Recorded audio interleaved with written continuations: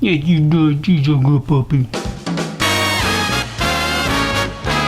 Hello, everyone, and welcome back to A Pint of Ale. So last week, I was kind of in a mood. I had to get some stuff off my chest. You know, I apologize if it came off just a little too low energy and I don't know, however you want to label it. I needed to kind of speak freely and openly and get some stuff off my chest. But today we're gonna go back to basics. We're gonna lighten things up a little bit. So what we're gonna do, we're gonna brighten things up a little bit. And to do that, see? Colorful, yay! And Ruru's here. Yes, okay. We got a new one on the market from Sam Adams from the Boston Beer Company called Samuel Adams Cosmic Sour. Kosmic. And it's a limited release tart and wild ale. They got a little thing on the back. They don't normally do that. Who's got the funk? We got the funk. This beer is blended with a funky Belgian ale called Cosmic Motherfunk. We've had that, have we? We did. Do we want me to put some funk in this? Yes. Right. Bring it with the funk. This one-of-a-kind Belgian style ale ferments with some Hungarian oak tons with some Brettanomyces. That's a word. That's the word I can say! Brettanomyces, Labatoglygamusis, and some other wild microorganisms found in the environment in our barrel room. That's funky. To create a tart, funky, Preach it. but complex brew. We've added a small amount of Belgian candy sugar. You know you love that sugar. And a hint of sweetness that complements the notes of dark fruit, cherry, cocoa, and vanilla into a smooth finish. You better love that shit. Anyway, that is spontaneously fermented and aged for 2 years in Hungarian oak foeders? Foeders. Foeders. Foeders?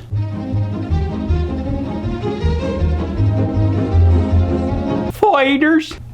Wild yeast in the barrel contribute a unique fruity and tart character. So let's crack this open. We got our Samuel Adams bottle opener.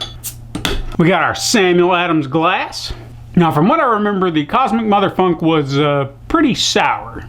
Oh my god, is it sour? My initial takeaway from this is it's going to be tart. You can tell it's a sour beer by the smell. You kind of get those hints of whatever makes a sour beer sour. I want to hope that this will not be as sour. So, definitely tart. When I see purple, I think fruity kind of things going on, and it does say it has fruitiness notes to it, a unique fruity and tart character. The fruitiness is really not prevalent at all, not at least from what I'm getting. It's hints. I couldn't tell you what fruit is in there, but it's not bad. It's not the sourest beer I've ever had. You know, it's actually got a little bit of flavor to it, a nice balance, so I appreciate that. I don't really care for the sour beers that are just like, you know what I mean. Now, as far as the topic today, there was something I kind of wanted to talk about last week, but things got shifted around. I recently saw Aladdin and I saw The Lion King. And these are remakes from older animated Disney films from the 90s. And I thought, well, I'm curious. I've seen critic reviews and they've kind of been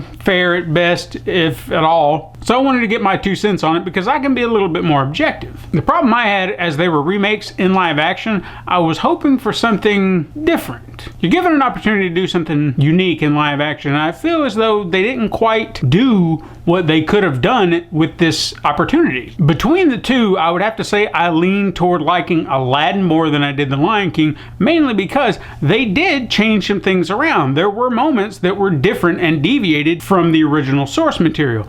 The Lion King literally felt like a copy of the original script. Look, I love the original Aladdin and Lion King. You know, I'd watch them all day, watch them with my kids.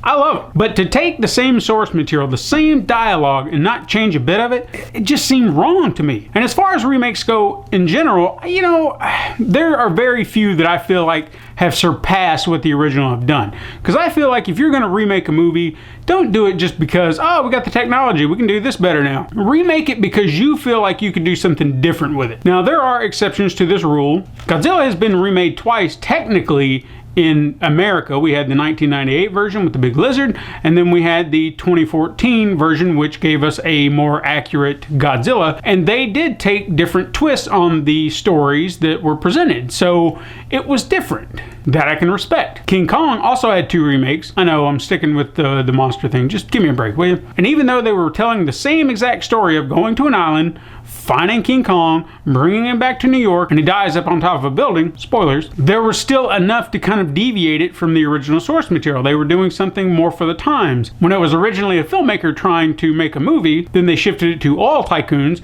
and then they kind of went back to the filmmakers in the 1930s for the last remake. And even Skull Island is kind of a remake of sorts, just kind of telling the story without doing the same thing over again. But Aladdin stuck to the same beats as the original movie. It had the same songs, same plot points, but there were deviations. There were little moments where they shifted off into something new that made it feel fresh to me. If I'm hearing a familiar story, but you're trying to tell it in a different way, give me something new. Don't reread the same dialogue that was read in the original script.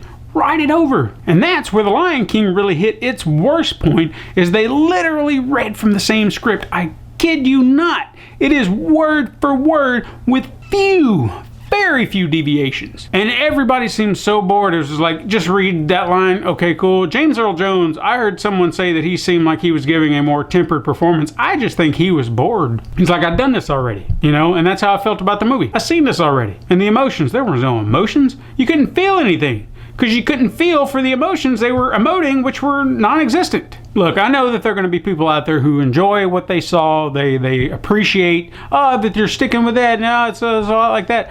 But for me, I was really hoping for something fresh, something completely new. Even if they'd opened The Lion King up the same exact way, but then the rest of the movie was a complete deviation, I feel like they could have done a lot better and brought something new to it, especially when your animals really can't emote. I think that's part of the drawback for realism. Look, I don't want to hate on remakes. There are a lot of remakes out there I can appreciate for what they are. I guess what I'm getting at is if you're going to remake something, try to do it better. Not just visually, but overall. If you want to try to top 2 popular movies from the 90s, change it up a little bit. You can hit the same beats, change it up enough to where you're not just copying what the last movie did. But anyway, that's just my opinion. But guys, what did you think? Have you tried the Cosmic Sour from Samuel Adams? Did you see The Lion King? Did you see Aladdin? What did you think of them? Let me know in the bar section down below. Don't forget, if you haven't subscribed already, you can do that there. You can also subscribe to the Patreon down here, and then there's the old video from the other week right here. Thank you so much for watching, and I'll see you next week.